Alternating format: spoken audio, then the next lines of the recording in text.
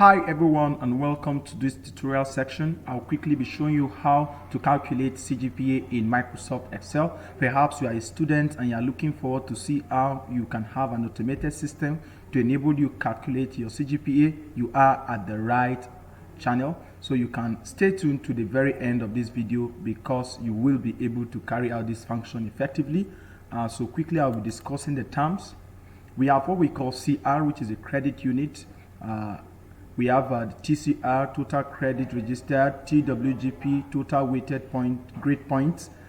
We have the GPA, the grade point average, the CGPA, which is the cumulative grade point average. And below here is actually the score range. It may actually vary from school to school, and also the CGPA system. Your school may be practicing a 4-point system. It's not really different. All you need to do is to follow the procedure due, and I'll be showing you what you will do if perhaps your CGPA system is not a 5-point system.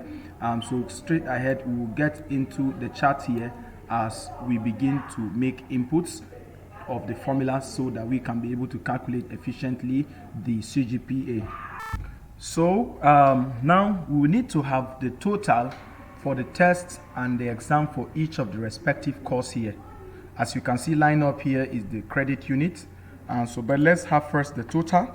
So I can now say equal to sum, and pick, hold my shift and drag across the test and exam so that it can give me the sum of it, and press my enter. Now you can double click while the arrow shows this, or you can decide to click and drag it to the last point and you have your total calculated automatically. So next to this, I want to calculate the total credit registered here, which is your TCR.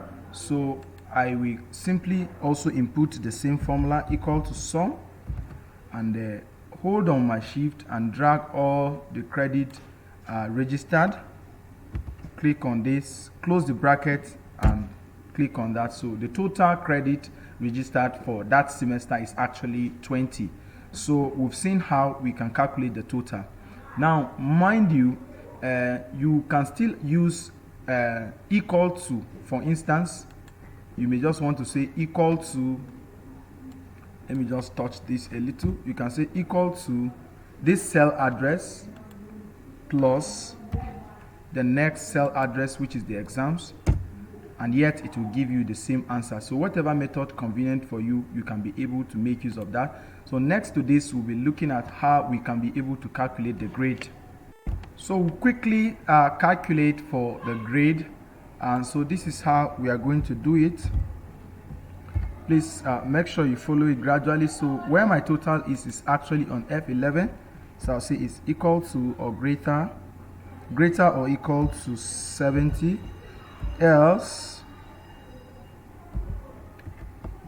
it should be recorded as A. You are going to enter this statement for all of this, so I don't need to click on that cell address because I now know it. When it's 60, else it should be recorded as B. Else if the next function,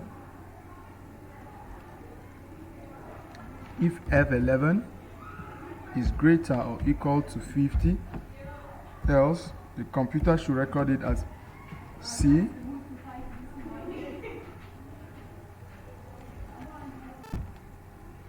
Sorry, let's adjust this.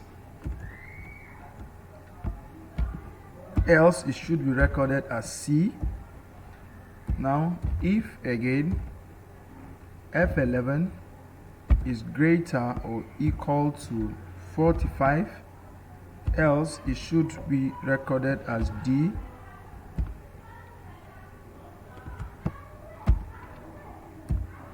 If again F11 is greater or equal to 40, else it should be recorded as E.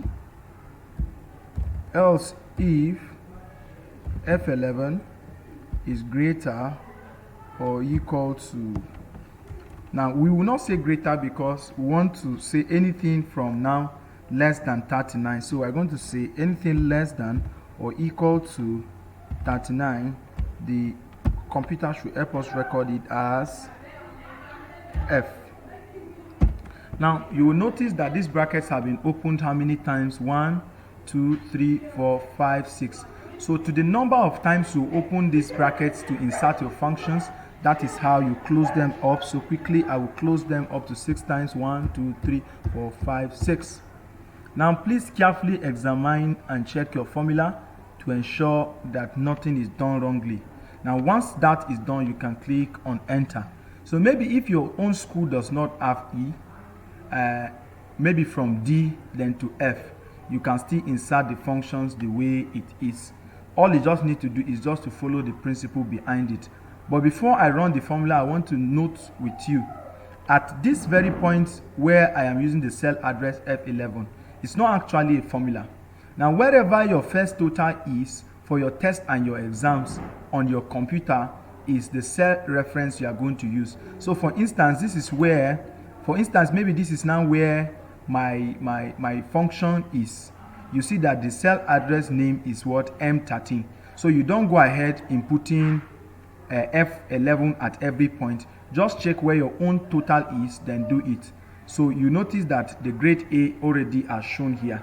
So I can double click here or decide to click it and drag. So I will double click this time around so that you can be able to see the respective grade. So 42 is actually E, and anything from 48, from 45 upwards to 49 is actually D. So this is how you can be able to calculate your grade. Alright, so quickly I'll be showing you how we can calculate for the TWG, which is the total weighted grade. So quickly I will just enter it. It's actually following the same format with the very first one we did. So but the only difference here is that whenever the score is actually 70, or anybody scores 70 and above, the points such a fellow has gotten is 5 points. It's actually 5 points. So I will enter it all through. That's still F11 greater or equal to 60, else it should be recorded as B. Else if F11 is greater or equal to let's say 50 now. Actually it's not grade, so let me turn it to 4, and else it should be recorded as 3 points. Now if F11 is greater or equal to now let's say 45, that person has gotten 2 points. Else if F11 is greater or equal to 40, such a fellow has scored 1 point.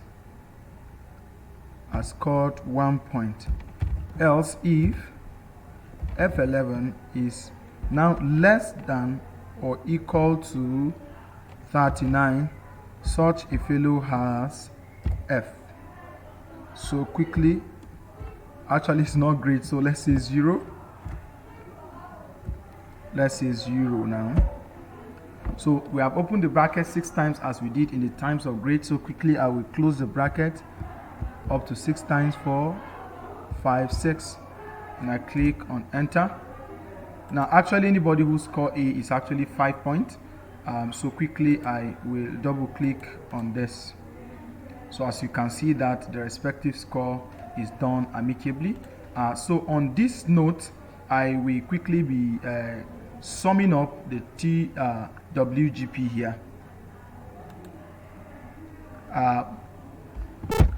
Right, to calculate for the TWGP for the respective courses, you just need to multiply the equal to CR, which is the credit unit, multiplied by this and this gives me 10 points for that. I will click and drag this to this point.